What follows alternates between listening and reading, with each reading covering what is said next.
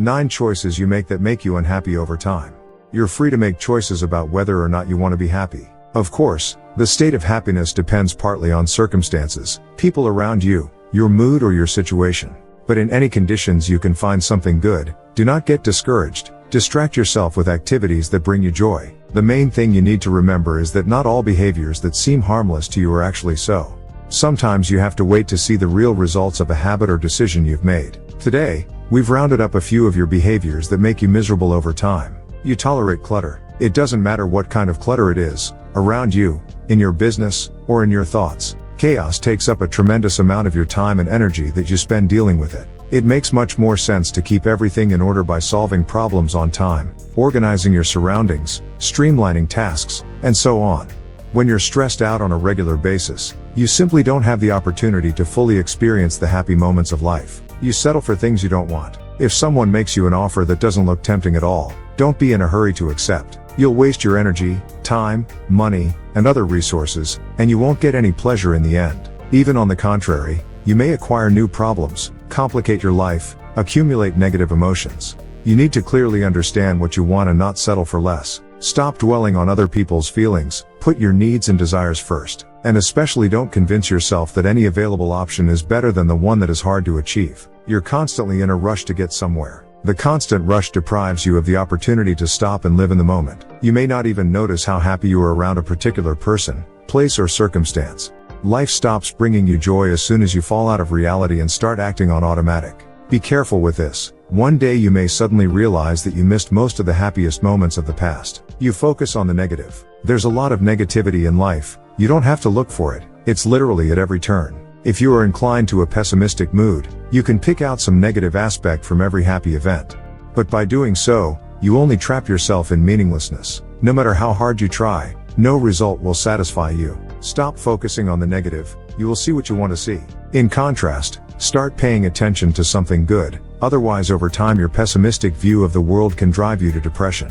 You are limiting your freedom of choice. All doors are literally open in front of you, but in most cases you put severe restrictions on your freedom yourself. This happens for a variety of reasons. You are afraid to fail, you don't want to step out of your comfort zone, you worry about what people around you will say about your decision, and so on.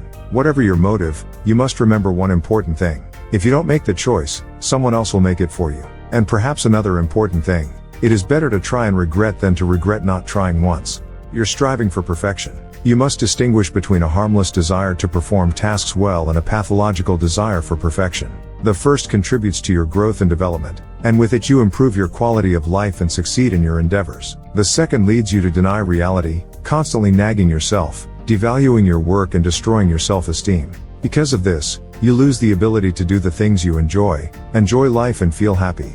You suppress your emotions. You, like many other people, can divide emotions into good and bad. This division only gets stronger with age because of family behaviors, stereotypes, or your own negative or positive experiences. Therefore, certain emotions may be off limits to you. Not wanting to appear weak, cowardly, naive or rejected, you will try your best to remain unfazed. This behavior is fraught with negative consequences, including at least apathy, not understanding how you feel, emotional burnout, anxiety and depressive disorders. The emotions you suppress don't go anywhere, and you continue to suffer from them, just without letting others around you know. So try not to deny your feelings, but learn to manage them. You procrastinate. If you tend to put off even small tasks, convincing yourself that you will easily deal with them a little later, sooner or later it will become a habit. You'll stop tackling problems as they come. Instead you'll pile them up until your to-do list becomes gigantic.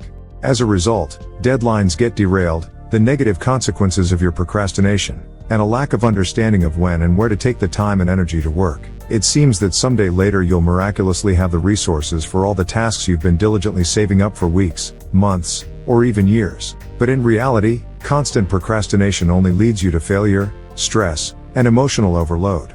You get hung up on the past. The more you worry and ruminate about the past, the less opportunity to live and enjoy life you leave to yourself. There is no point in endlessly replaying all your mistakes and failures, dwelling on painful experiences, hating people who did something bad to you. Now you are no longer capable of changing anything, and all you have to do is keep moving forward. However, the weight of the past, accumulated over the years, will interfere with you in every possible way, pulling you back into long-lived thoughts and feelings. In the end, You may be saddened to discover that you have spent most of your life in regret, trying to get back at your abusers and change the situation instead of focusing on creating a happy present and future.